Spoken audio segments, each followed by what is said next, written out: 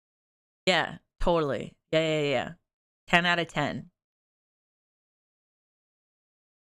But yeah. I don't know. I don't have a favorite number. If it was a straight face, I could say it was a straight face. Um, uh, See, hold on. Nope. Pippa's very say so.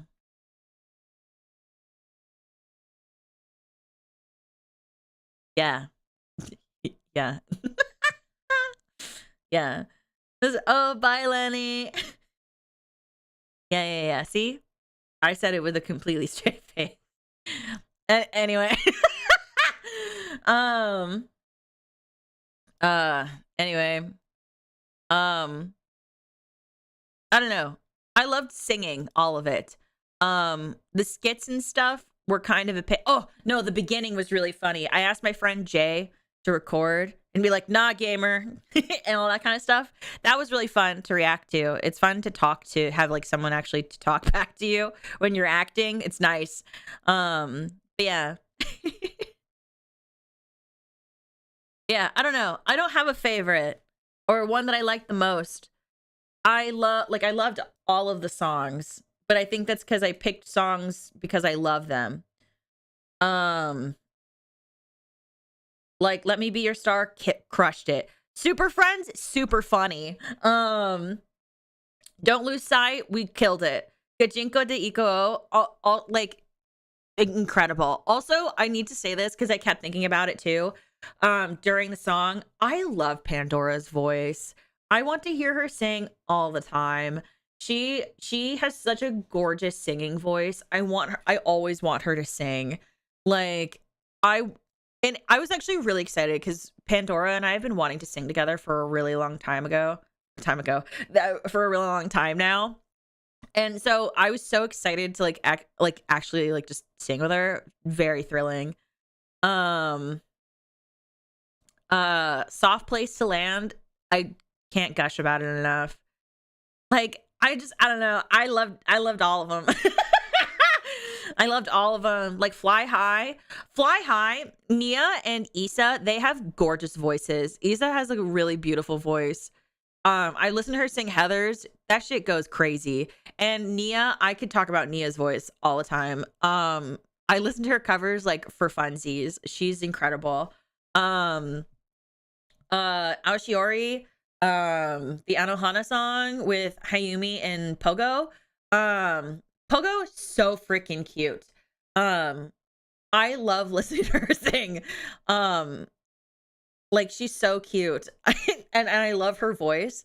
Also her natural speaking voice too is like when I say natural, I mean like not her singing, but like just listening to her talk is really fun. Like it's so cute. And I also, the way that she pronounces certain sounds like consonants and stuff, I really like the way it sounds coming out of her mouth. That probably sounds weird, but really love it. Hayumi, she is so sweet. And I love her covers. She did a short cover of Kata Omui, and it's gorgeous. It's genuinely stunning. I want her to sing all the time. And then My Cup from Glee. Actually, you want to know how we can't? So, that was the first thing that was decided for my debut.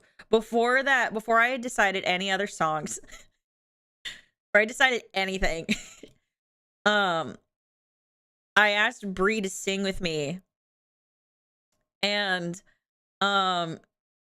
we were like deciding real songs, and then I was like, I think it was me, and I was like, what if we sang like, we were like joking around, and I was like, what if you sang My Cup from Glee? And then we turned it into a whole bit where the only thing she would do is go, where I'd be like, saying what's up to my cup, and then she would go, ah. It's so funny. It's so fucking stupid. I think that was also a fun thing about the musical too, was like I get to display my sense of humor in the musical itself. Like I thought that was really fun because like I think that I have a very specific sense of humor. Like it's very simplistic, or it's like incredibly layered. Like even myself is is me doing a bit. Like and here, and I'll explain really quickly. So like me, I'm doing a bit in existing because I picked whale sharks. I picked whale sharks, which are pacifistic animals. Whale sharks are pacifistic, but people don't know that they're fish because they keep thinking whales, so they think they're mammals. That confusion itself is funny. Well, not so much anymore. I think it's really irritating when people call me a whale because that's annoying. But you take the most pacifistic animal in the ocean, it's also huge. Whale sharks are gigantic. That like they're massive. And then you take a whale shark that can accidentally body you, and then you turn it into like a murderous, lovesick anime girl. And I think that's funny. Like two things that like pacifism and yandere don't coexist, but I exist, so that means they did. That means they can. I just think it's funny. Gigantic but very cute. Thank you. I'm cute. I am uwumi. But yeah. I don't know if that answered your question. I hope it did. Next question. What can I do to be a good Kyomora for you?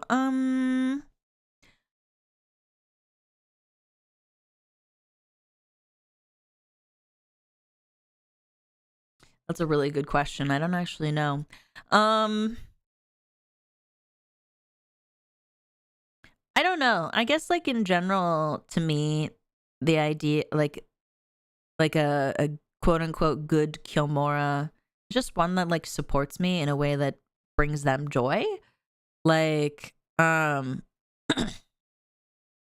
like if you enjoy like making sure that I'm able to eat, and you enjoy like sending me gift cards to make sure that your Tamagotchi whale shark VTuber Oshi doesn't die, like go ham.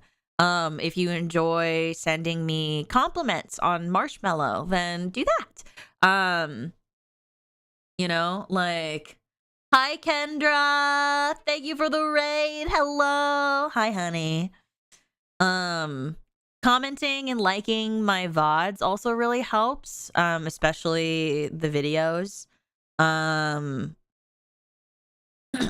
raid, hello. Hi everybody.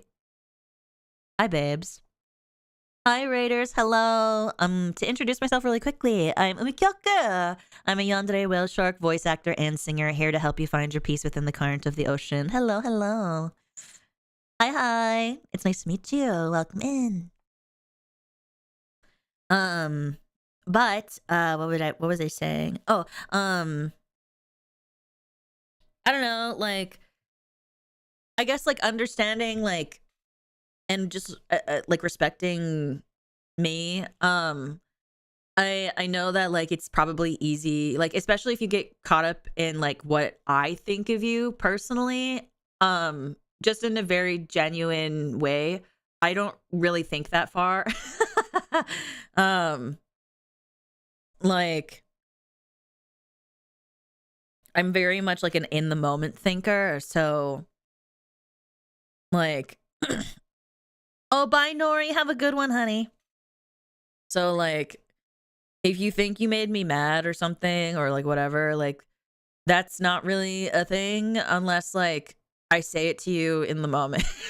That probably sounds so ass, but like yeah, I'm just like an in the moment thinker, so I never really think that far. But like I don't know, just doing what you like, doing what makes you happy, what makes you feel good about supporting me.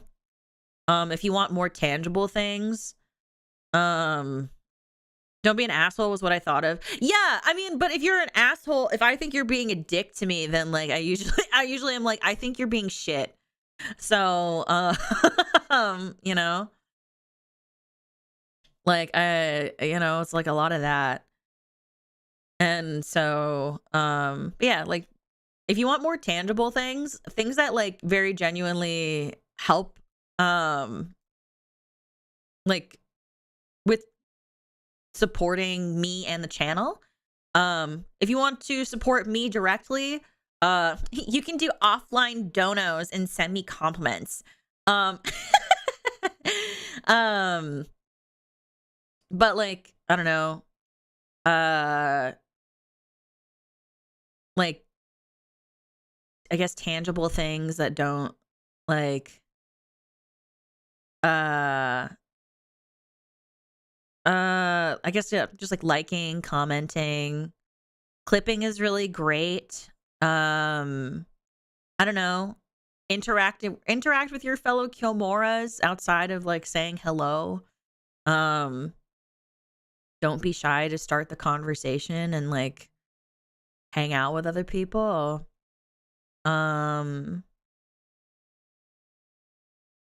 Like,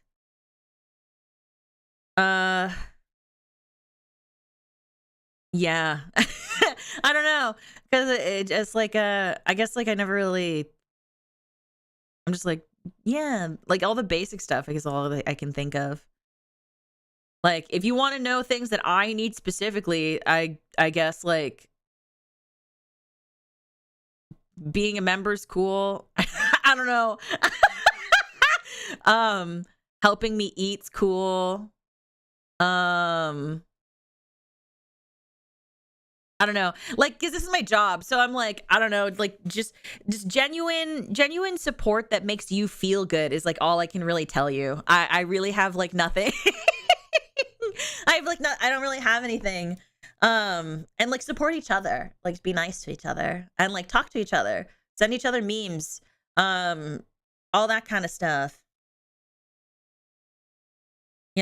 So being the next 40 members. You want to hear that crazy story that I have, don't you? Like that embarrassing story I have with my stuffed animal, don't you? Yeah, like host like game nights or movie nights, and don't be shy to like, because like they're like if someone does like it, like has some like organizes something, don't be afraid to like, you know join them. People are so shy, like especially like in the Discord. All of you wait, like a lot of you wait until I'm in there. Like that's crazy. I'm busy. I can't just join it. I can't just join the VC all the time. Like you guys gotta take the initiative yourselves, Don't be shy with each other. And I also understand like you guys have lives and stuff, so outside of me, which is like really crazy and really cringe and kind of upsetting, but this is a chance to demand their soul. Why would I demand something that I already have?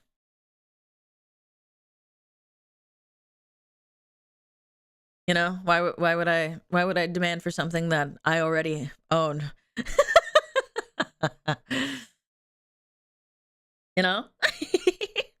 You sold it so well because it's embarrassing.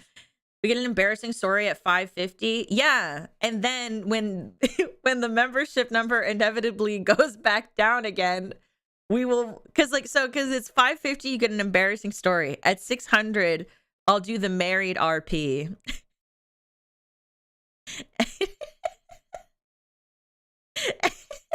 And then when it inevitably doesn't hit the 600, and then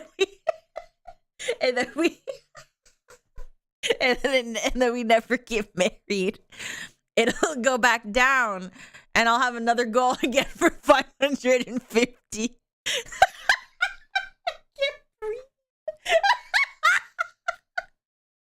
Aiden, thank you for the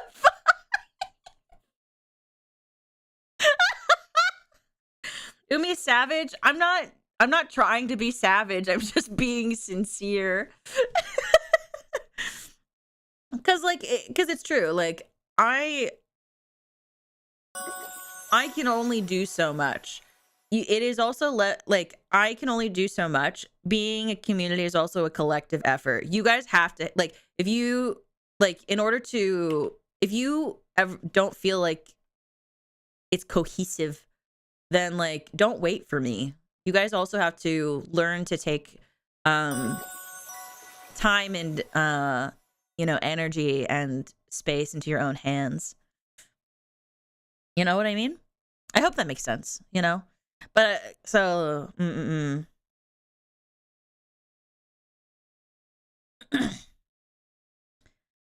but anyway, I don't know. Did that answer the question? I don't know if it did.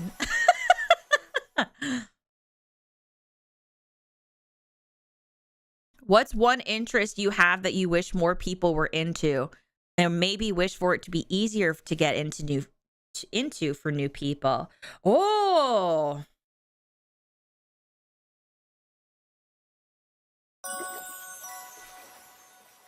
Okay. This is very specific. I really love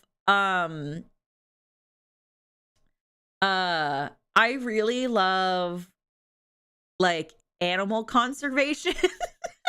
And I love animals in general. I wish it was easier for people to get into animals and animal conservation, because even if you even if it's not something that's your cup of tea, I think that animals are so fucking cool.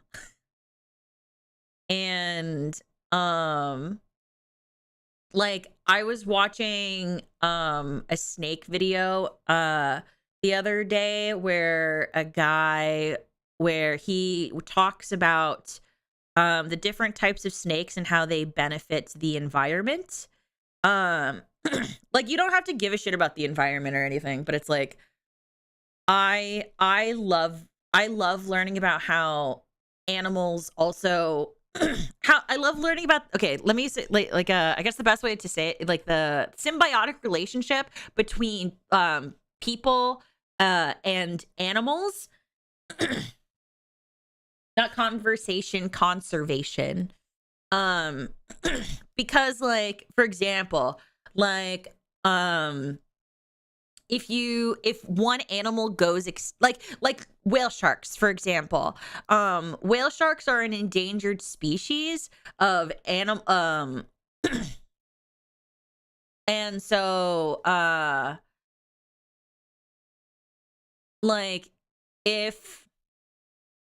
if whale sharks go extinct, then because they feed on plankton and algae and all that kind of stuff, because they're filter feeders, if whale sharks disappear and go extinct, there will be an excessive amount of plankton and algae that will start to develop in the ocean, and this will cause an intense decrease in the amount of sunlight that makes it into the water, and it will also decrease the amount of oxygen that is in the ocean.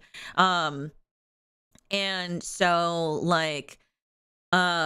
whale sharks regulate the plankton levels so that way creatures can continue living in the ocean. Conservative? No. Conservative. Yeah, yes, conservation. Yeah. Sorry, I was like, what? Sorry, I'm stupid. But yeah, so there's a giant so animal conservation. One animal that I really also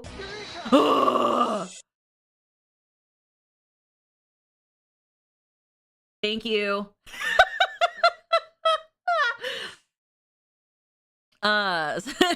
Sorry.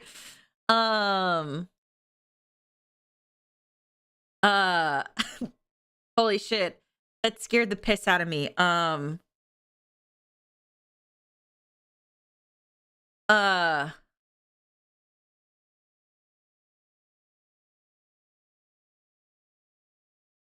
What was I talking about? Oh, another example is killer whales, orcas. Killer whales are the top predators in most marine ecosystems and stuff. And so they help control the populations of like seals and sea lions, because seals and sea lions are known to, what's it called? Are known to have large breeding areas and like a breeding times and stuff, like that kind of thing. So like another really good example is like or like if we're talking about land animals, a tiger, if tigers go extinct, that they also play a really key role in maintaining in the ecosystem. Like they so like you know, are earth conservationists? Well, I mean, I think all animals are to a degree, you know what I mean? Because I think because like I was saying, it's all symbiotic.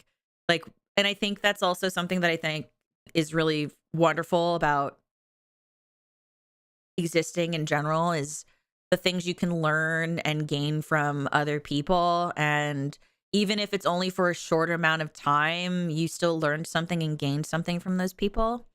At least that's how I view relationships a lot of time.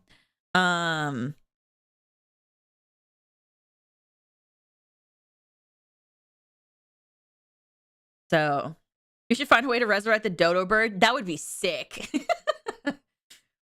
But yeah, like tigers, they like hold on, sorry, I have to keep burping. But tigers eat herbivores, and if tigers went extinct, then there will be an overgrowth of the plant population. And or no. If if tigers went extinct, then herbivores would take over and start to eat all of the plant life, and we need plant life to live.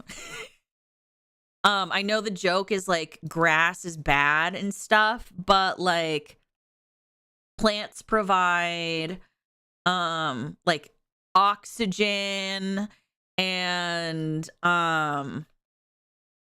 like they also like produce like they provide the world with like food like things that like eating. They also provide like energy. Tigers are veggie eaters. No, they eat herbivores. So like for example, oh yeah, exactly what Misfits is saying. I was about to just say that. So like deer, for example, because a lot of the main predators that kill deer are gone, there's an overpopulation of deer, and so deer are eating all the plants, which is bad. And also when there's less plants, there are less bugs. And like which is also a reason why you should be aware of like what pesticides to use, because if you try to kill bugs with pesticides and then a bird eats the bug with the pesticide, the bird dies. Like it's all this stuff. So it's like to me it's really interesting. I know that like some people don't find like the earth and like nature all that exciting, but I think it's really interesting, and I think it's also something that I in general care about, mainly because I really just like animals, and I hate to see animals go extinct. When I was younger, I was obsessed with endangered animals and animal conservation. Like the way that I got into it, okay, this is where I start to sound really silly. I was obsessed with this game called Zoo Tycoon 2, and I had the endangered species expansion pack in like 2005, 2006. And that game made me fucking obsessed with with endangered species and learning how to maintain them. And then as I got older, I started to get more into researching and understanding how to, how like those animals affect like the world that we live in. We have a stream playing it. If someone can find a place that it is downloadable for me to play Zoo Tycoon, I will play Zoo Tycoon. So bugs are important, just sad. Some of them are quite invasive. Yeah. No, I don't disagree. Like bugs are very important. People always think bugs are bad. I mean, some bugs are an invasive species. Like, yeah, you probably should get rid of those or like try to lower the amount as much as possible. But in general, bugs are not bad. Bugs are pretty great for the environment. But yeah, I really like animals. I really like animals. I like animal conservation. I think that like a lot of, I guess like you guys get glimpses of it when I start talking about whale shark conservation, but it applies to almost any animal that I've ever learned about or have taken an interest in. Like I love reptiles. I love snakes. I love lizards. You know, I also care like about, you know, like animals, I guess, what about penguins? Love penguins. I think they're wonderful. Penguins, I'm trying to think. Actually, I really like spiders. I know a lot of people don't like spiders, but I think spiders are really cool. I'm trying to think what else. Hippos are super cool. Crocodiles really cool. Alligators really cool. Jellyfish also very cool. I'm trying to think if I could get like a general list of animals that are endangered, specifically endangered animals that I have invested a lot of time learning about. Are tigers, African wild dogs, turtles, African elephants, the black rhinoceros, the blue whale, there's the Asian elephant, cheetahs, giant pandas, I hate monkeys, but chimpanzees and orangutans, and gorillas, both Eastern and Western gorillas. Sea otters are also endangered. Lemurs are also endangered. Galapagos, or is it Galapagos? Sea lion. If you care about birds, the condor, is also endangered. I'm trying to remember. Gray whales are also endangered.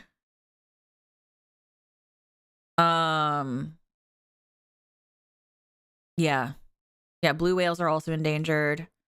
I'm like going through like I'm literally like flipping through like a Rolodex in my brain right now. Pandas, yeah, I said pandas. Pandas are endangered. Red pandas are also endangered. As well. So they're endangered, but they're legally protected in Asia, specifically India, China, Nepal, and I think there's another place that I can't remember. But yeah. So I'm trying to remember other ones.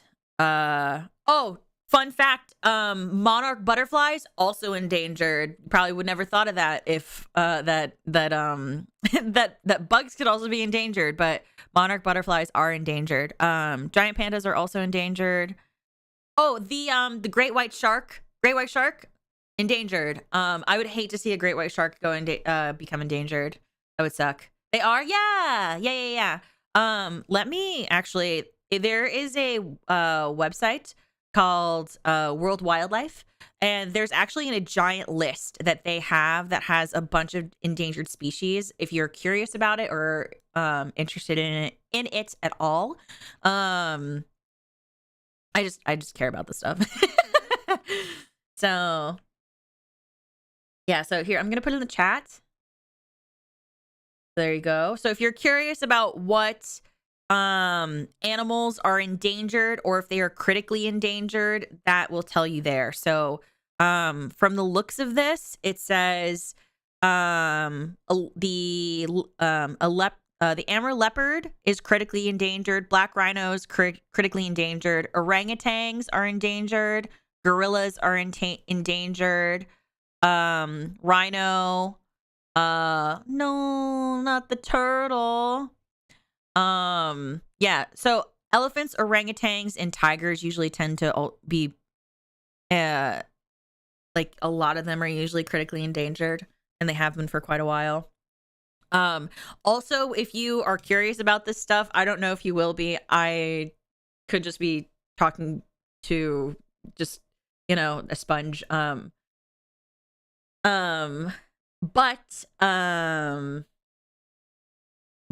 you can also, if you are curious about these kinds of things, you should also try Googling the recovery rate, because that gives you an idea of how much of a chance we have of saving that species. So for example, whale sharks, since whale sharks are not doing so hot, the whale shark recovery, so whale shark recovery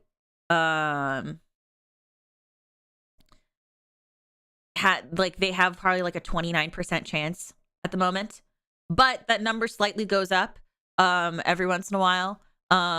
So like I do eventually one day want to have a charity event where we raise money for animal conservation. You can honestly Google and check out a lot of cool organizations that do participate in animal conservation, and their work does help. A lot of these kinds of places that help with that, especially if they participate in releasing animals back into the wild, they try to make sure that the animals stay afraid of like humans and things like that. So it's really interesting. Yep. Yeah. So that's my answer. You thought that I just knew a lot of random ass facts about animals. Well, I don't. I just have a special interest and it just happens to be animals.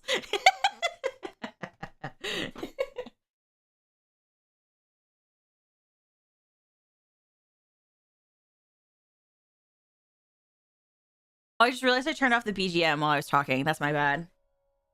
Anyway, next question. Sorry. That one was a really long one. Next one. Okay. Hi, I'm Mr. Umi. I love you and your songs, covers and originals. Any plans for more original songs within the deep blue horizons? Yes. Yeah, I want to keep making original music. I love making music. I love singing. I love singing. I love telling stories with music. I want music to take you on a journey, and I want you to be able to like feel the things that I want you to have an experience when you listen to music. I feel like a lot of the time, I think a lot of the time, a lot of music in my experience is very repetitive, and some genres aren't really touched upon in modern day too much anymore.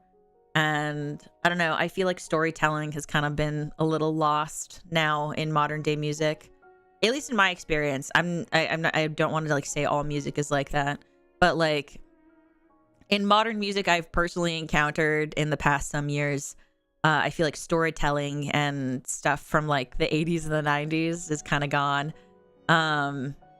So I kind of want to bring that back into my music. So definitely expect more from me.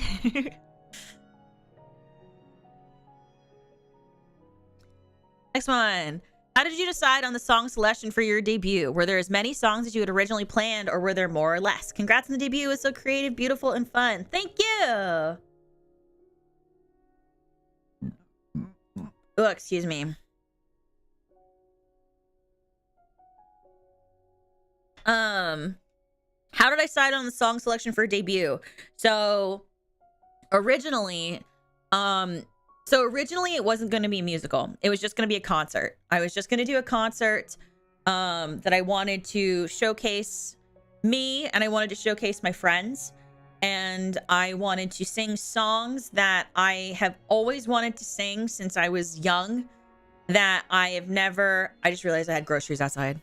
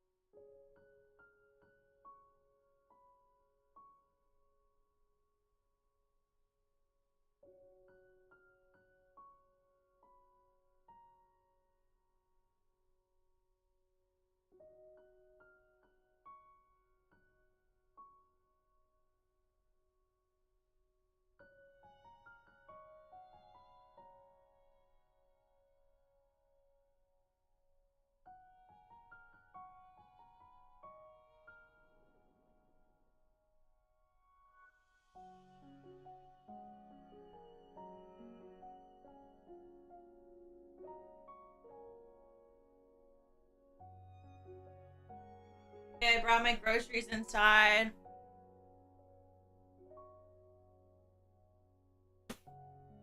Okay, I did it. Holy shit, I forgot.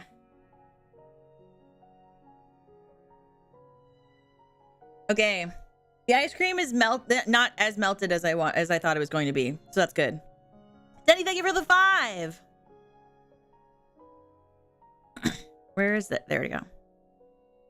Yippee! 30 more members, and then I tell an embarrassing story about myself. Okay, anyway.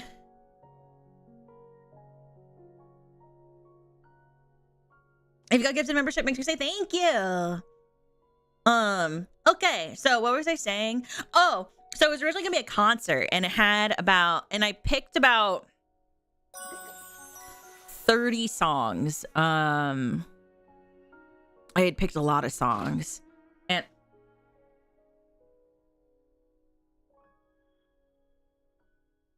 okay, I picked, and then I realized after doing some math that would have been like a 6-hour debut, and that shit's too long. The first time I debuted back in like 2021, a long time ago, my debut was like 8 hours long, and I regretted it, and I was like, I'm not making that mistake again. Excuse me. And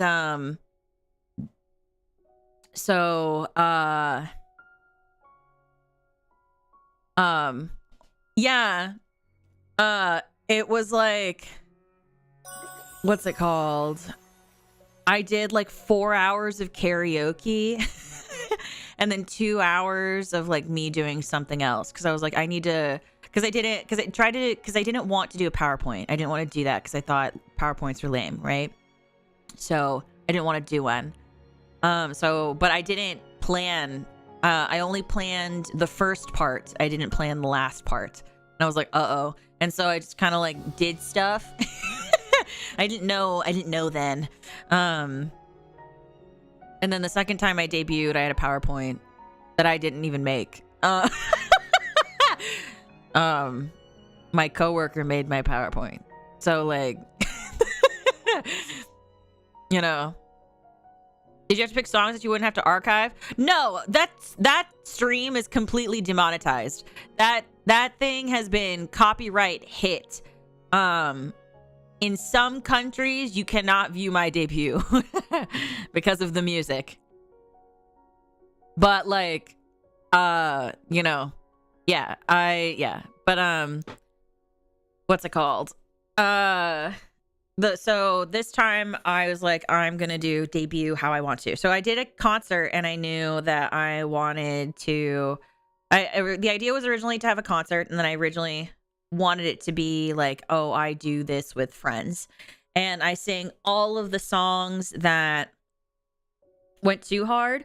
No, it's like not that bad. It's basically, it's nothing different than a karaoke stream. It very genuinely, it's nothing. Like it's nothing. It's nothing like detrimental to my channel. Like if I wanted to, I would if I wanted to, I could like archive a lot of my karaoke, but I just don't want to, so I don't. But what was I saying? And the list of people was around like 50-ish VTubers. No, it was more than that. Because I was trying to remember who I was trying to invite, because I used to have a list on my phone and I was trying to find it, but I know that it was more. I know that it was like 60-ish, something like that, because I counted the amount of people that were in each song, and then I had to make a list of how many VTubers I would need to do that. And then I realized the time, and I realized how many people that was. And then I was like, wow, I don't have the time or the energy, because people probably don't know, but I time tuned, mixed, and did almost all of the music. So I was literally tuning every voice, including mine. I was making every video on top of like everything else. And so it was a lot. And so I thought that like 30 VTubers was manageable. And then I cut it down to 11, and I was like, cool, these are all songs and with people that I think would work with these songs, because a lot of it was like, I wish I could have invited XYZ person, but it was like, I'm very much the type where it's like, I think there are certain voices that I think like would sound good in certain songs, like Spectra, for example. She would fucking kill it singing that Wager song, and I knew, and she did. And like Pam, Obake Pam, I knew she would sound incredible in Yume no Tobira. Same with like Rocky and like Lottie, and I knew they would sound amazing. And so like I based a lot of like my invites based on who I think would suit the songs after I cut it down. And then I let them pick, but then I would just sit there and kind of hope that they would pick the song that I thought was good. So it was a lot of like a typical casting process, I guess. And then I would have to also hope they would say yes. That was another big thing too, because if people said no, then I would have to think of somebody new, and that was totally fine. And then I had one song that got cut, which was "What Is This Feeling?" And it was going to be me and the recently departed Kilia Kuriyami.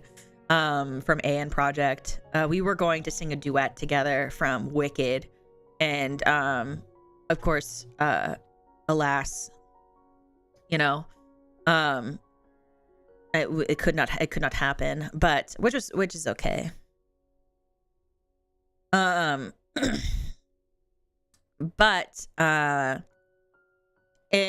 then I think about half, like, okay, so this is gonna sound really crazy, but I actually didn't decide that I was going to do a musical until maybe the beginning of September. I was going to stick to the concert plan, and then I was like, that's lame. Why would I do a concert when I can just make it a Broadway musical? And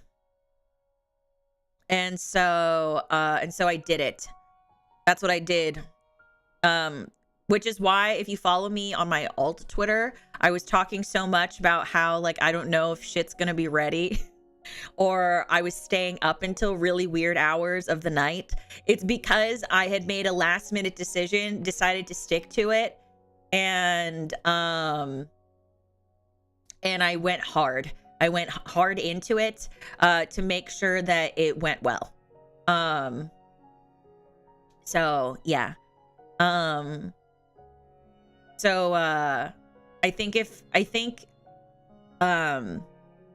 think it was a good choice, though. I think I made a good choice.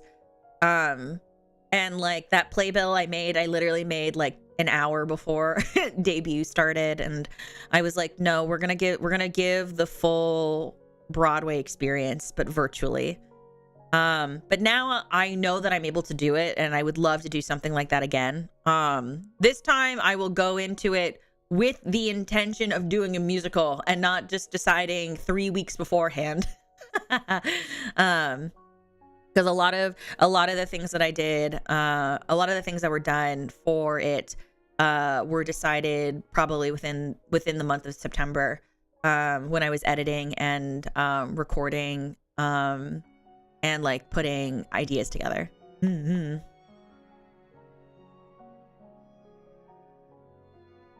Yeah, no, really, it, like, very genuinely, I have like a giant bag filled with playbills that I've been collecting of almost all of the shows I've ever seen, and I broke one of those out and I just copied the format. But I hope that answered your question. Thank you for the morrow. I love you very deeply. You mean the world to me. What is your favorite type / nationality of food? Asian. I hope you have a super lovely day. Thank you. Asian food, or specifically Filipino food, but more so typically Asian food. Love Asian food. Have you ever had a feeling of lust for being on a date? From Joshua. Thank you, Joshua. No. A lot of the time, if I go on a date, that's so wide though. Exactly. Like, because like, what if I want like Japanese food or Chinese food? What if I want Korean food? Or what if I want Indian food? What if I want Filipino food? What if I want Thai? Like, I love all of it fairly equally. And like, if you want to buy me food, you won't go wrong with any of those. Like if like for example, if anybody is ever in a scenario where I'm complaining that I'm hungry, but I refuse to like feed myself because I'm being stubborn, if you like send me money and then you go order Thai food, I'll be like, bet, I'll go order Thai food. Because usually sometimes I get so hungry to the point where I don't want to like make myself food, and so I just suffer. Or like I want everything, and then because like I don't know if other people get like this, but sometimes I get so hungry that I become overwhelmed by the amount of options that I could eat something, because I could eat everything. There's no craving. So it's like that. I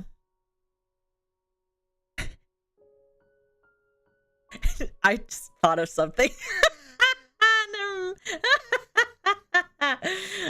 Anyway.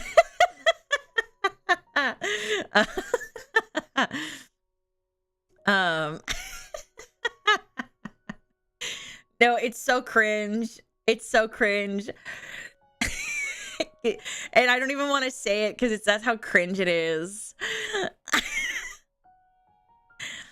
Like, because I was like, oh my god, because like I immediately thought of like someone sent, like, if someone like sent me like $50 and went, go order yourself dinner, go order Thai food now, and I'd be like, oh my god, yes baby, thank you. Or like you're a dude, like, yes daddy, like something like that, and I was like, ugh. I was like, ugh.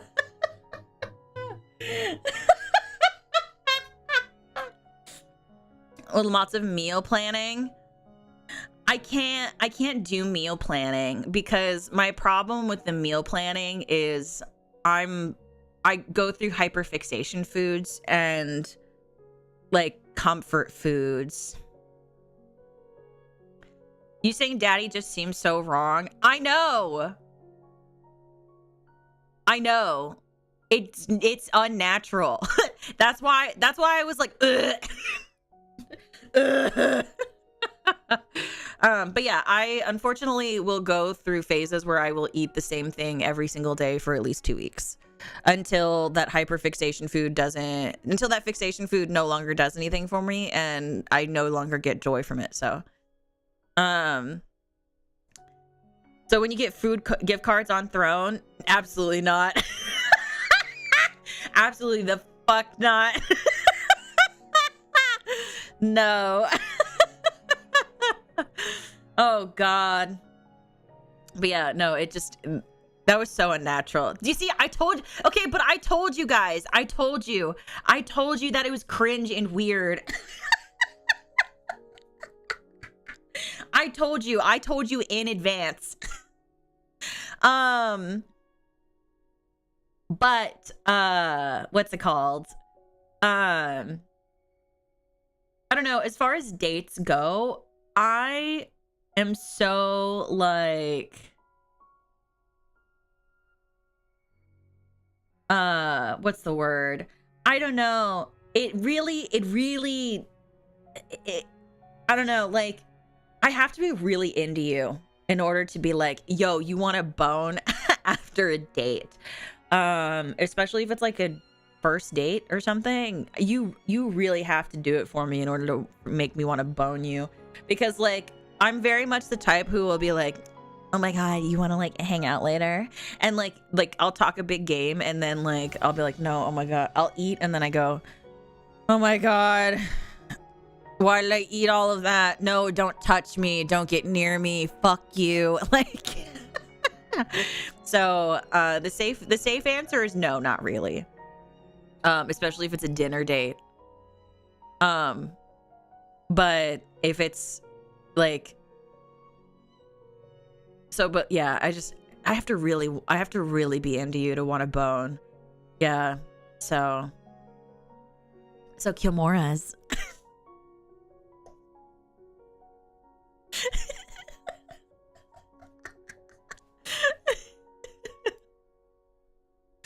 Anyway, but thank you for the question.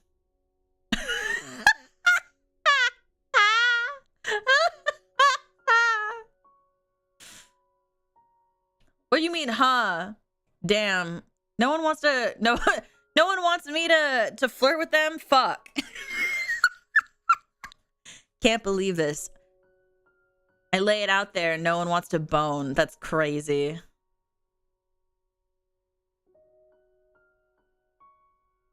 Damn. Anyway.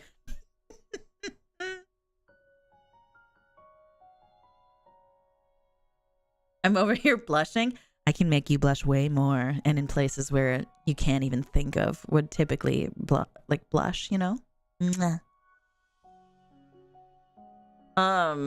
Anyway, oh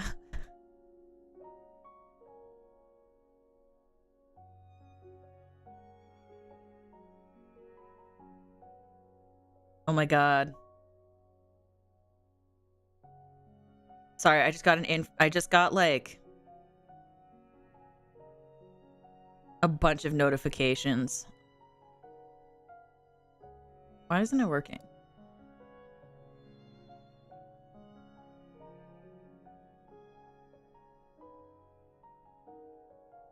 Inverness, it won't let me accept Zoo Tycoon download. It won't let me click it.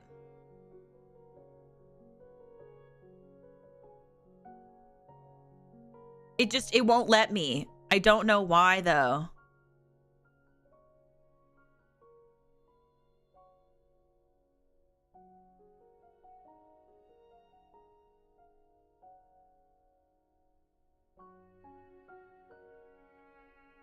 Hold on, let me try again.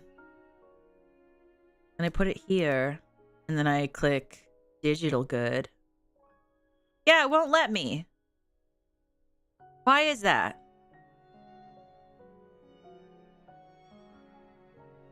Yeah, it won't let me click accept. What the fuck is this? That shit is crazy. Yeah, I don't know. I'll figure that out later. And then Tommy, I approved your wish, your gift suggestion. That shit's really cute. Also, hi Issa. I was just talking about you. I was saying that your singing voice is fucking insane. Show me how to have voice like yours. Give it to me. Tell me your secrets. Girl. Hi, honey. Hello, everybody. Hello, I am Kyoku. I'm a yandere whale shark voice actor and singer here to help you find your peace within the current of the ocean. Hi, dears. Only if I get your vibrato. Okay, then here's what you do. Go, ah, and then you take your hand to your throat and then go, ah.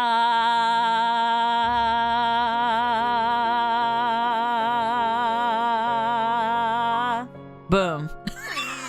And then just shake it. You just shake that shit. Just shake it. Just shake your throat. Just ah.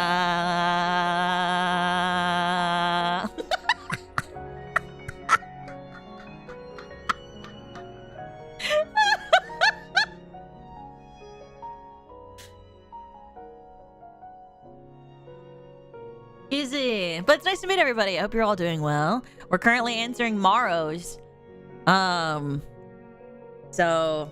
we're talking about answering my debut 2.0 Maro. So I'm talking about my debut, which Issa participated in. So if you guys like listening to Issa sing, you guys can go hear her sing in my debut. The VOD is still up. We sing Fly High from Haikyuu. So yeah.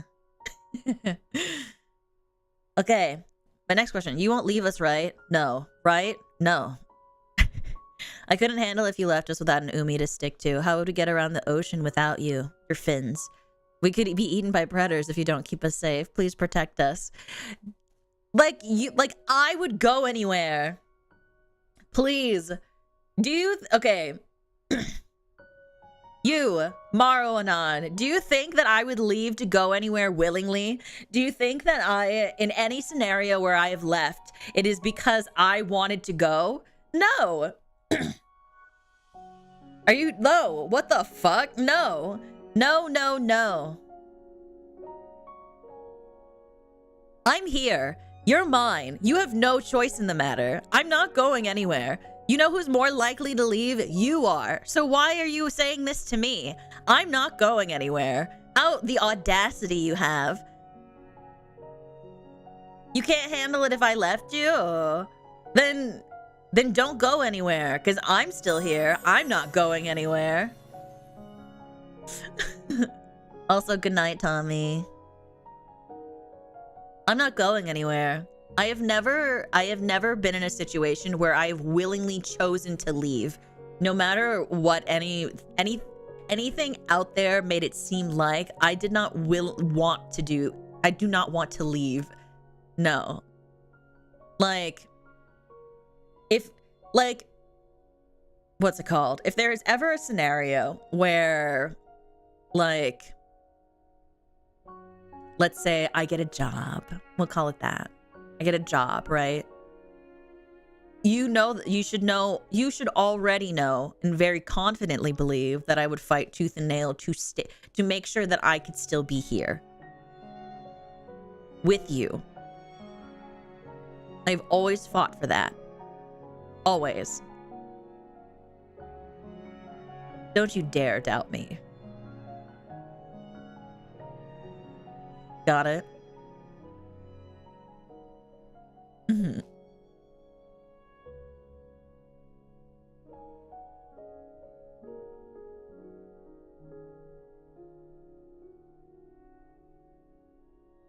Okay, next one.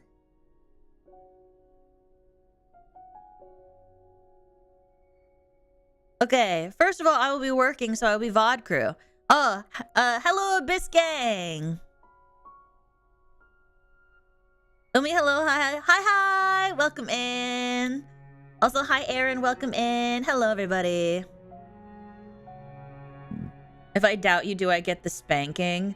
No, you get nothing. You don't get my love. You don't get the knife. You don't get spanked. You don't get anything, because at that point, you don't even deserve my attention. Duh. After your most recent songs and debut, I'm genuinely curious, what's your official range? Oh, we answered something similar to this earlier. I think we said F6 was the highest I could sing, and then I said A or B5, like A or B lower, I think.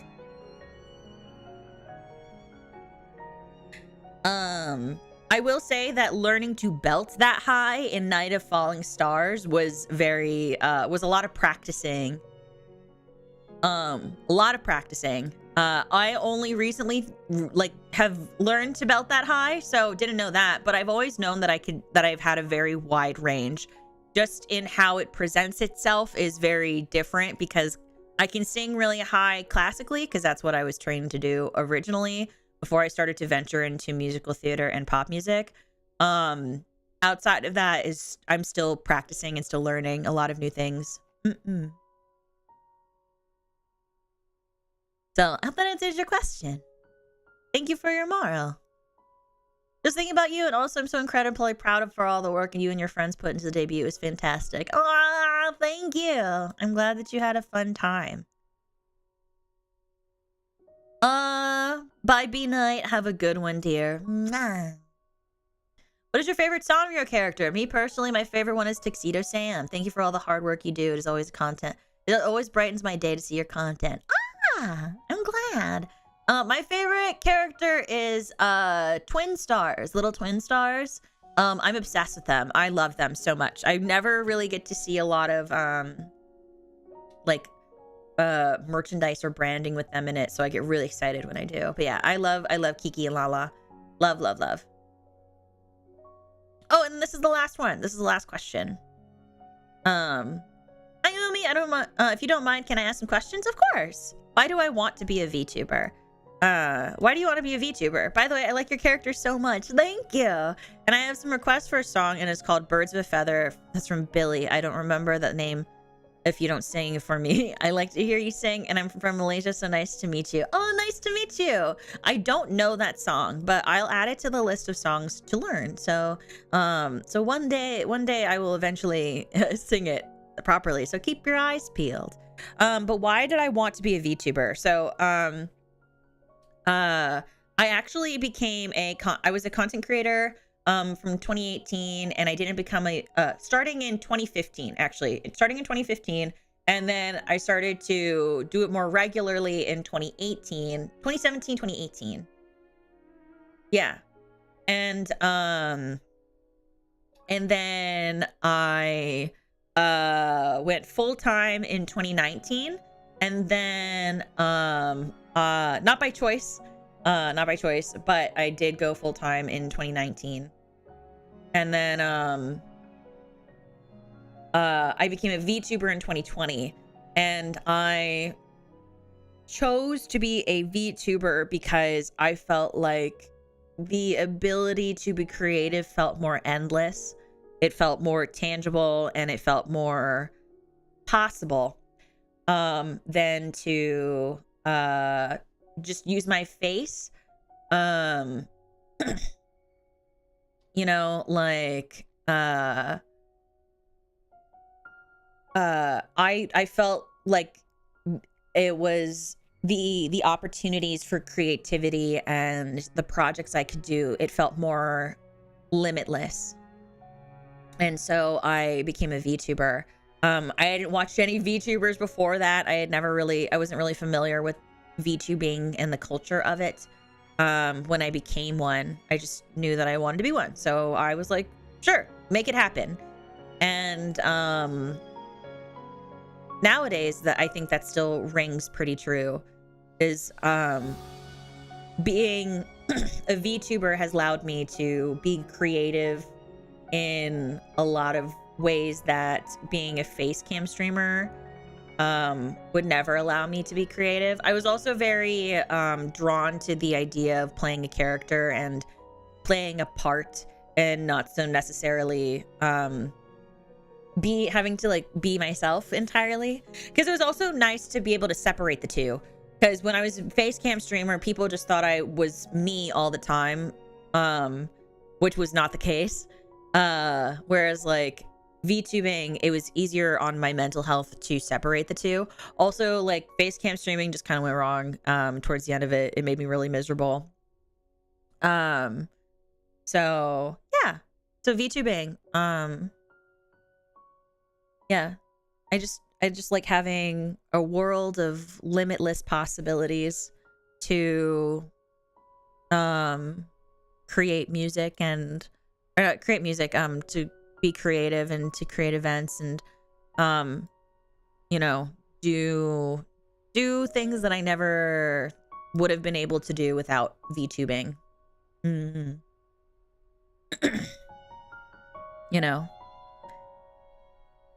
and I just in general think it's more fun. At least, yeah, I think it's more fun that way. But yeah, that's all the questions. Yay! Thank you for all the questions. If you sent some during the stream, unfortunately, I will not be answering them because I was only accepting questions before stream started.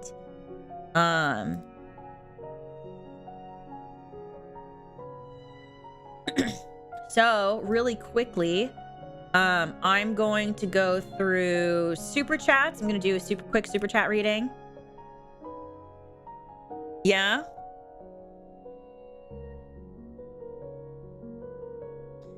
I'm going to do quick super chat reading.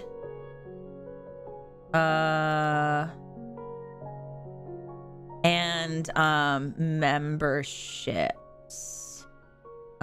If it will show me all of memberships. If I can't find the memberships, if you gifted a membership during debut, thank you. Just know that I'm grateful. And we are still 30 away from the embarrassing story. If we hit it this stream, I will tell the story in full detail. If we don't, I will give you a general TLDR of the story. Okay.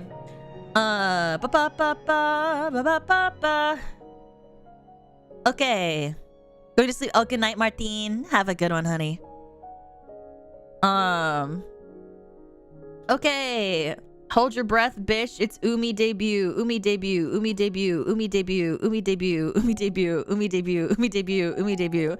Thank you, Fro, for the Akasupa. It's Umi debut. Umi love. Umi love. Umi love. Umi love. Umi love. Umi love. Heath, thank you for the pink thing. Klondike, thank you for the green thing. Break a fin, Umi. Super excited for your debut and everything after. Thank you, non-square pixels. I appreciate it very much. A rose by any name would smell as sweet. Thank you, Zane, for the green thing. Happy debut day, Umi, my favorite pink whale shark. Thank you, Sky, for the Akasupa. You're never alone, Umi love. Thank you, Passion, for the green thing. Always and forever. Thank you, Nikakun, for the pink thing. Sugar, spice, and everything nice, like butter or Umi. Thank you for the pink thing, Zane. Yeah, we love bottoms. Try their drive-through karaoke. Thank you. Thank you for the orange thing. Welcome to Bottoms. Would you like to power up your bottom order? Actually, fun fact, I almost added the Bottoms karaoke. If you come to drive through karaoke, we do, Rain and I will be doing it every other Wednesday on his channel. But I almost added the Bottoms karaoke like intro screen to the ads, but it ended up being too long and I didn't want to do that. So thank you for being such a huge inspiration to me, Umi. Oh, Nori, thank you for the yellow thing. By the way, Umi, you've got a tail. Just noticed it. Thank you for the green thing, Zane. Let's go find a sunlit beach somewhere. Hell yeah. Thank you for the blue thing. Nori. Thank you, Dee, for the blue thing. Zane, thank you for the green thing. Thank you for the green thing again. Zane, thank you for the yellow thing. Nori, thank you for the yellow thing. Pixels, thank you for the blue thing. Thank you, Zane, thank you for the green thing. Nico, thank you for the green thing. Denny, thank you for the Akasupa. Your debut was just surpassed the highest expectations I had. It was an amazing show, Umi. I love you, and I hope this is just the beginning of your journey. I'll be with you always and forever. Always and forever. What's it, Umi? Thank you, Zane, for the pink thing. Hold on. Let me also do this so that way I don't forget. Okay, and those are all the super chat thoughts. But my Streamlabs won't show me members only, and it only goes, yeah, it only shows tips. So if you gifted me a membership while during debut, thank you for the membership. I'm so sorry that I'm not able to thank you properly, but please know that I am very grateful regardless. So like very sincerely, thank you.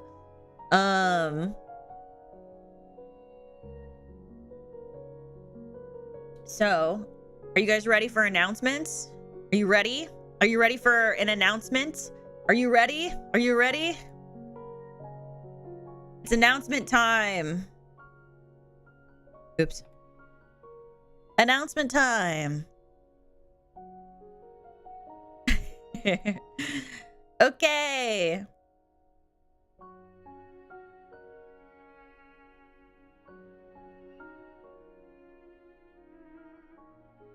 Let me see Rise in chat. Let me see more of it. Let me see more. Show me more.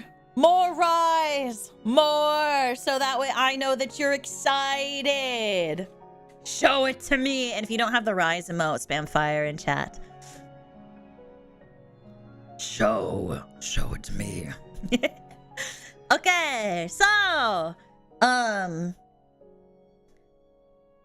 remember that original song that I that I sang at my debut, Night of Fallen Stars? You are now able to pre-save it on Spotify. I'm putting the link in the chat for you guys. It comes out on October 4th. It comes out on October 4th at, I think, noon EST. So make sure you guys pre-save it. I do get to see how many people are pre-saving the song.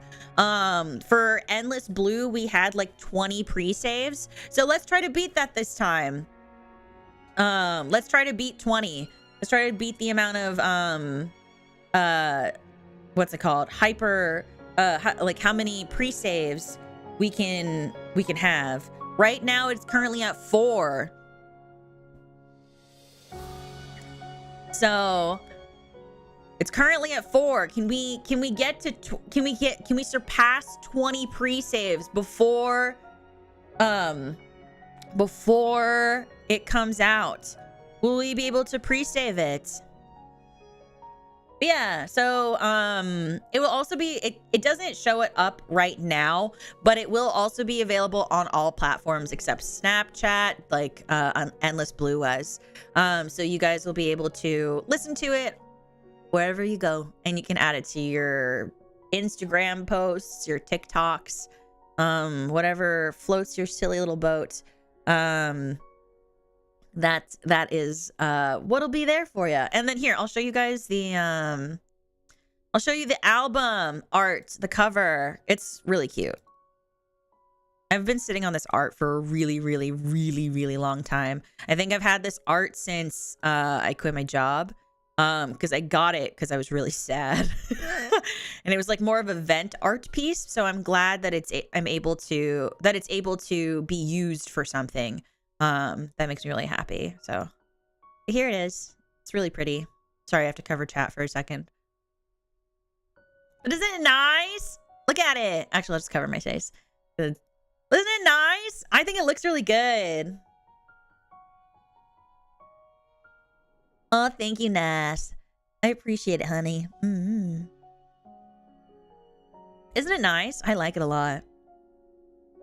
I think I did a really good job. Mm-hmm. Yeah, so pre-save Night of Fallen Stars on Spotify. Here, I will post the link again. Oops. Save it, save it. Save it, save it. We are currently at 10 pre-saves. Will we get to 20 before the stream ends? Delete it earlier, didn't you? Did I?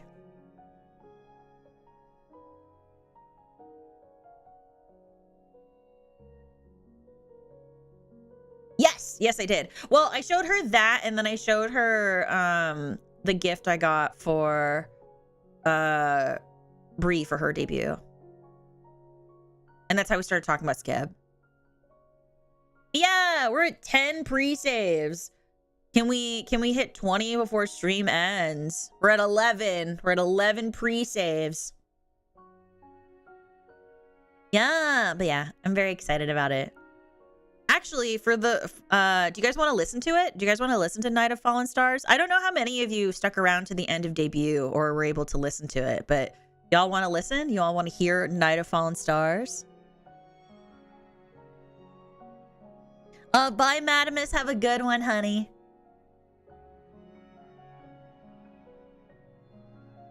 Yeah, let's go. Okay, hold on. Let me pull it up.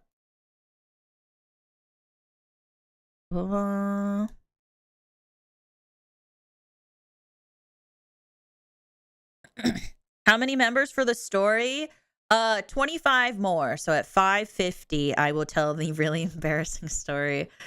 You guys are gonna hear it, and then you're gonna be like, huh? And like, because the thing is, if I say what I think how your reaction is gonna be, you guys are gonna be like, yeah.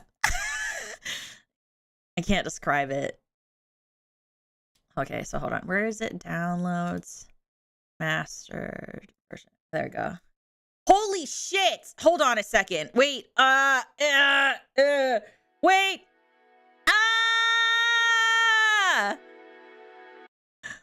Platypus! Holy fuck!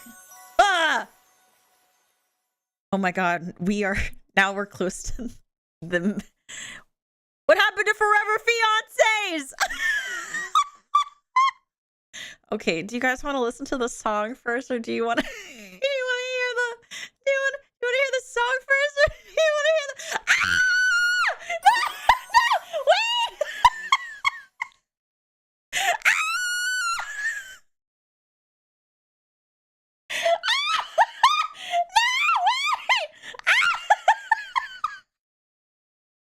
No fucking shot! No!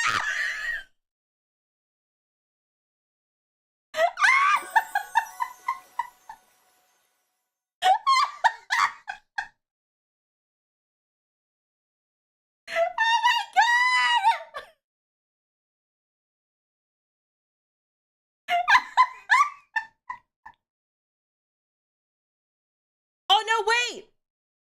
Hold on. No, we're not. I just checked YouTube Studio. It says 591. Oh, wait, hold on. I have to refresh again because Shen did 5. Hold on a second. Hold on. Let me refresh this shit. Yeah, we're at 590. Okay, never mind. We're at 600. I was like, we're at 599, bitches. No, and then YTuber gave one, so now we're at 600 now. Jesus Christ. 07s to the Forever Fiancés bit. That shit was so funny.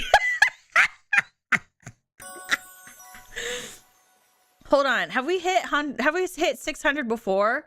Can I add a new emote? Macaroni King, thank you for the one. Oh man, now we really hit it. We went over 600. That means we really hit it. Fuck. Wait, hold on. Hold on, I'm looking at the emotes. Hold on. I'm trying to make sure I can give y'all emotes before we lose a spot. Hold on. Wait. Fuck, no, we hit 600 before. Fuck. It says we need 73 more members before we can get another emote. That's ass. YouTube, why? Okay, it's fine. Thank you for the 600. So 700? No, I said something else with 700. In this current moment, I don't remember what it is. But I said something else with 700. Can't remember what it was, though. I look forward to the VOD. Thank you, Platypus. Thank you for the 50. Heath, thank you for the 25. Shen, thank you for the 5. YT Borg, thank you for the 1. And then Macaroni King, thank you for the 1. If you got gifted a membership, make sure you say thank you. Okay, do you want this? Do you want the story first, or do you want to hear the song first?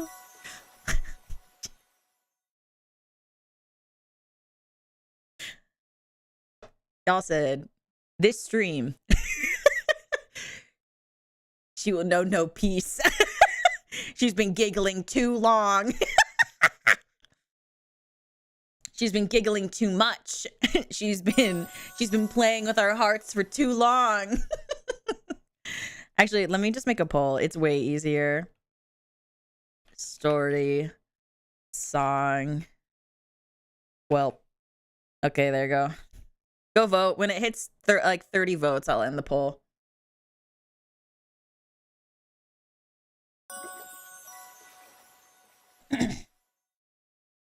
Okay. Go pre-save the song also. Here you go. We're at 11 pre-saves.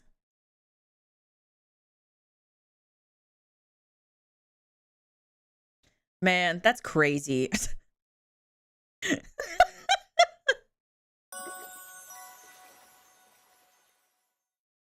That's wild. Thank you guys for the gifted memberships. If you got gifted a membership, make sure you say thank you.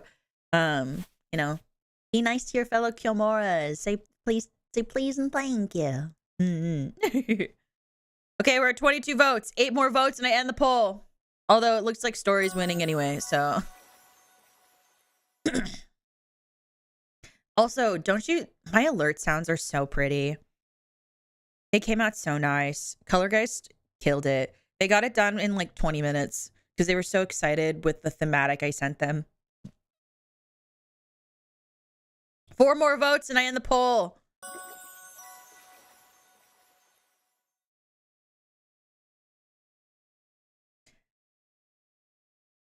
Gosh golly, Miss Dolly. They're very pretty, right? I like them. I like them a lot. They're massive vibe. Methinks. Yeah, Color Guys got them done like super quick. Oh, I'm lagging. There we go. I fixed it. Like in 20 minutes because how like excited they were. Because I sent them my BGM that Ewing made, and then I told them like my aesthetic and my general brand and what I wanted.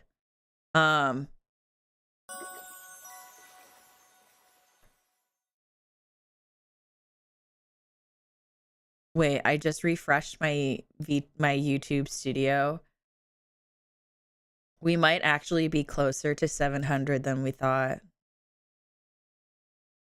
Hold on, let me change this.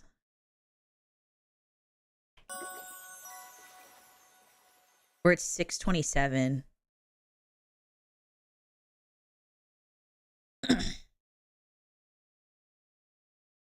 Holy shit, we're at 627. I guess it took a second to process. Yo, that means like, well, I guess like it depends. Cause like if some of the gifted memberships end, it means that that we'll probably be able to, or we would be able to hit 700 Actually, you know what? Like it said for the next emote. Well, that's because I had to refresh it. Hold on. Let me see what it says now. Because the thing with YouTube Studio is like I kept refreshing and I have to like recheck it. Oh no, never mind. It still says 73 more members needed. What is it? I don't understand this. Ada, thank you for the 5. But I don't think we've ever hit. I don't know. I'll look at it more later. But either way, I think 700 is the next emote anyway. If you got gifted membership, make sure you say thank you. 73, 7. Oh, okay. Thank you. Yeah, that makes sense. 627, 73. Yeah, hundreds. Yeah. Okay, I'm there now. Oh, shit. End the poll. Okay, story first. Okay, so my really embarrassing story is my Snuffles. If you guys Googled what Snuffles looks like, it is a pink gund bear named Snuffles. And the shape of it has like a gentle slope going down the back. And I used to shove it under my shirt and pretend I was pregnant. when I was like, because I was like real, because when I was younger, when I was a kid, I was very fascinated by pregnancy, and it's like a, you know, and so like as I got older, it became like, as I got older, I maintained the interest. Like I think I actually considered becoming an OBGYN at one point, or like a doula, and be lore accurate. Are you trying to say, what are you trying to say? But yeah, so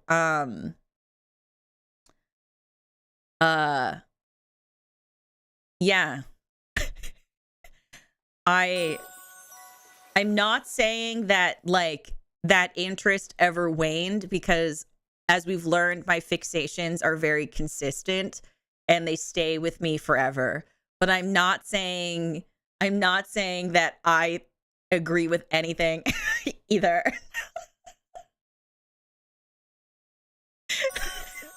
I'm not saying anything about it. I'm just saying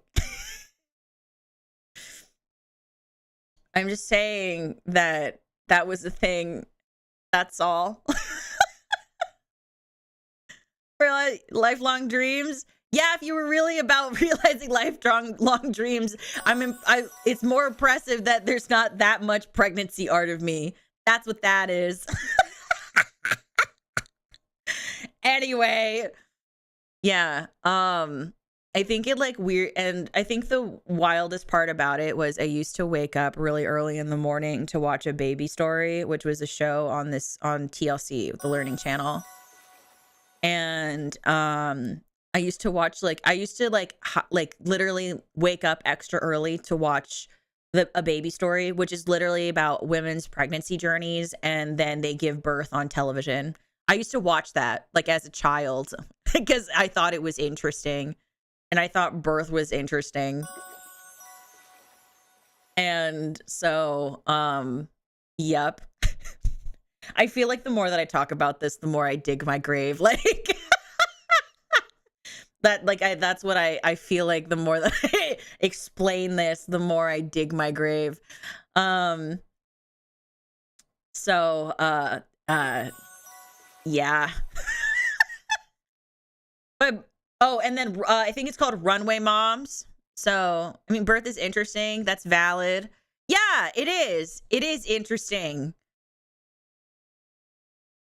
I'm not saying anything more because it will get used against me.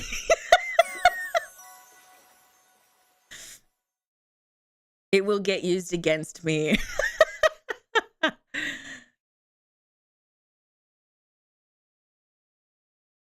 I just look. Okay. Yeah. Look. No, don't do the notepad. What are you writing? What are you being like, nah, I understand. What does that mean? What? You're like, oh, make pup maxing real. But it's like whale shark pup maxing. Is that what this is? Like, oh, okay, so we know she's into it.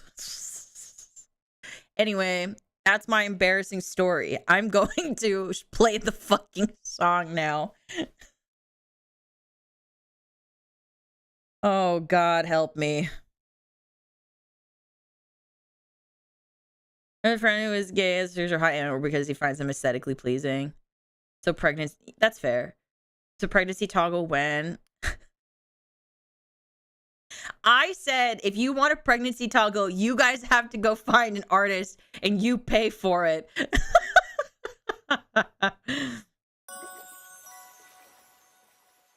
That's what you want. You have to pay for it. No, I don't want Snuffles involved in my models. No, no, no. No, no, no. Okay, anyway, here's Night of Fallen Stars. Make sure you make sure you get those pre-saves up.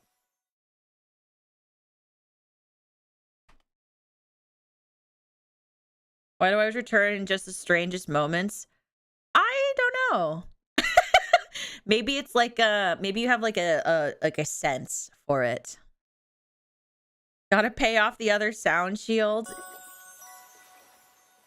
See, you know. You've paid attention. No new toggles until... Oh my god, I can't believe this. Anyway, we're at 11 pre-saves.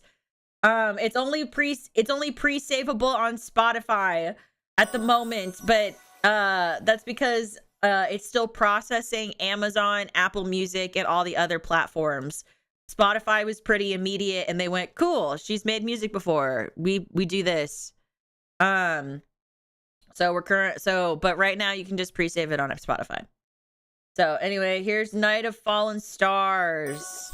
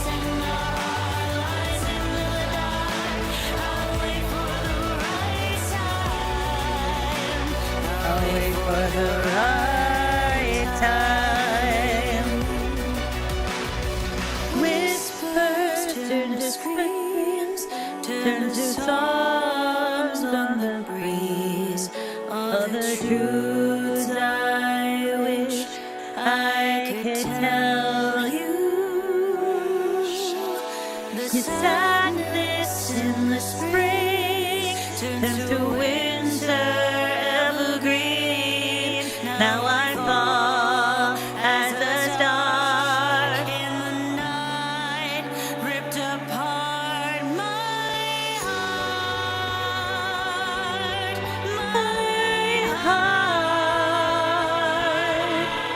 Will it be the same? Tell me, what is my name? 'Cause I spent my whole life fading, wasted on remembering. Isn't that a shame that I've never known where the lights all go in a night of falling stars? Drop by drop till the dreaming stops in a night of falling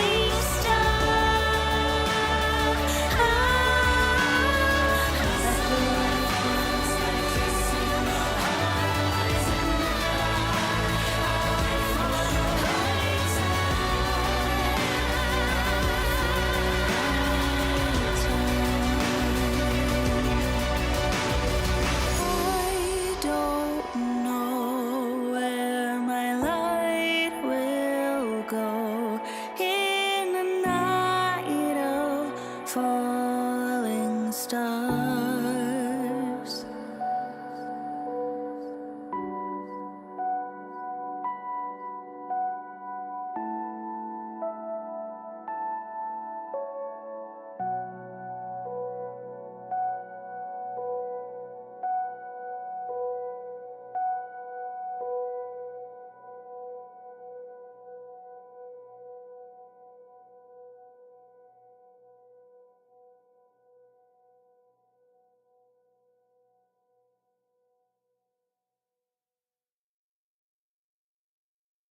Yay!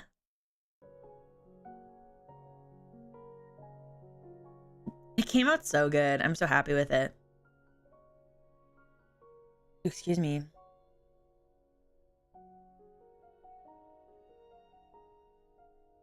Yeah, that was a big announcement. Was Night of Fallen Stars gonna be available on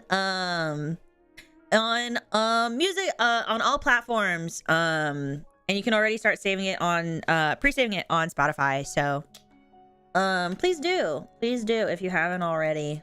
But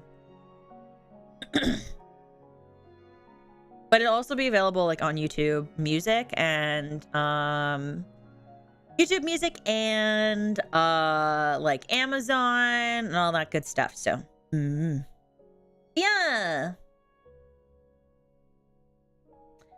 That being said,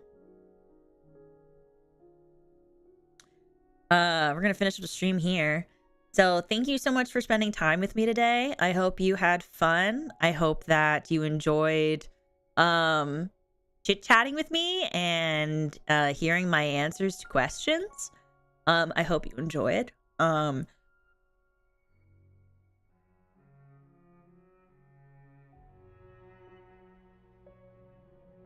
So boop, boop, boop. Let me do this. Okay.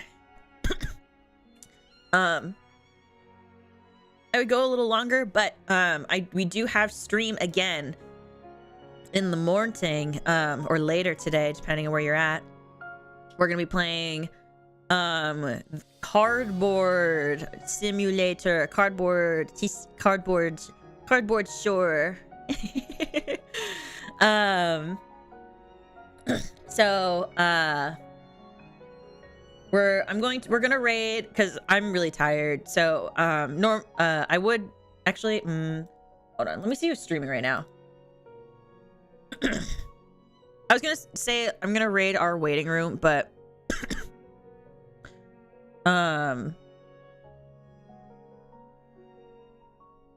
what's it called? Let me go see who's live right now. actually, let's go raid Pam, because Pam's live right now. And I haven't raided Pam in a while. And Pam was also was singing in my debut. She did a great job. Yeah, deodorant store simulator. So make sure so after we go raid Pam, make sure you guys come back here and you comment on the VOD, give it a like, and then make sure you also turn on notifications for TCG Card Shop Simulator, so that way you don't miss it, because I know YouTube has been really stinky lately. Has been really stinky lately with notifications, and I would hate for people to miss out. I'm really excited to play. I've gotten only to play it like a little bit in my off time and in the collab I did with Nova. So we're gonna start our own new shop together, and that'll be super fun, and it's gonna be great. And yeah. So let me think. So we'll go raid Pam, and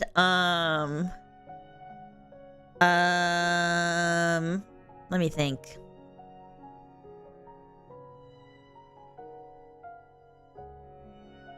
I don't think I have anything else. Oh, make sure you buy debut merch. Make sure you buy the debut merch before it goes away. I'd hate for you guys to miss out on that. The link is pinned at the top of the description. And I think that's all I can think of. So at the end of every stream, I give out the membership count. We are currently at 632 members. Thank you for 632 members. I really appreciate it. Also, thank you to my tier 3 members: Nightmare, Platypus, Avalanche, Lilith, Misfits, Isaac, Drisbane, Mike, Nico, Simpleot, Pat, Renee, Goat, Nori, Zane, Kumario, QQ, Flash, Fro, Heath, Denny, Fenny, Sky, Beatbox, Highway, and Keating. Thank you guys for being tier 3 members. Really appreciate it. Thank you. And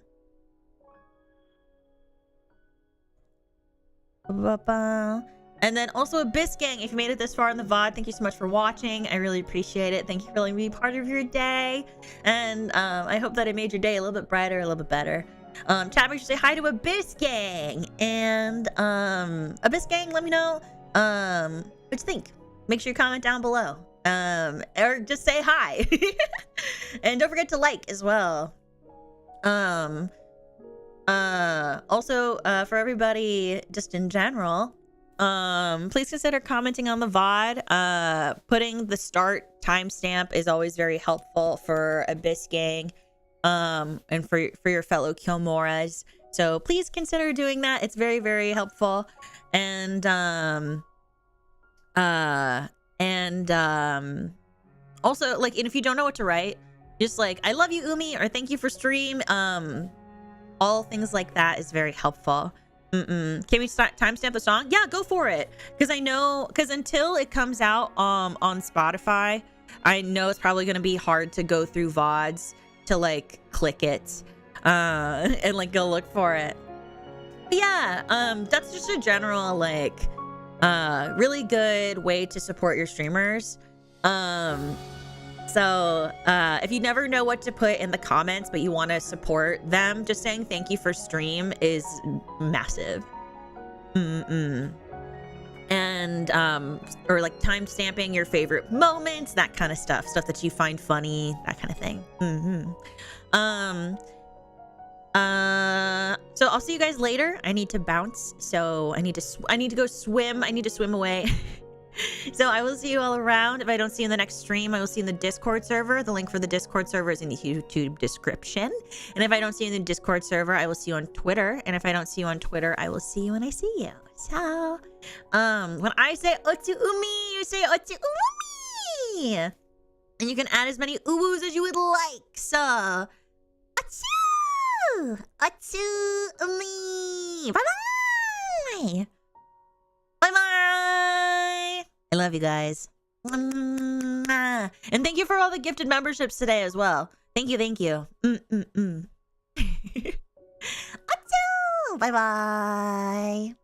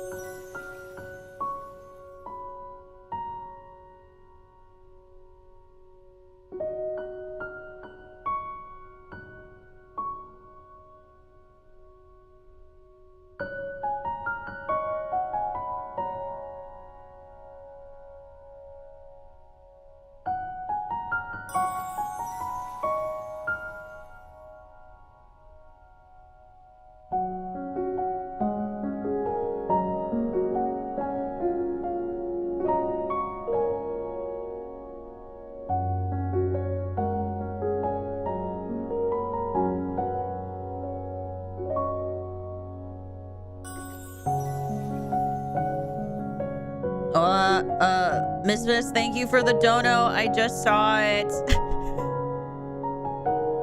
So long, forever fiance. Now it's time for eternally espoused. I'm not gonna lie, I read it wrong the first time and thought it said aroused. My brain is fine. Anyway, I'll see you guys. Bye-bye.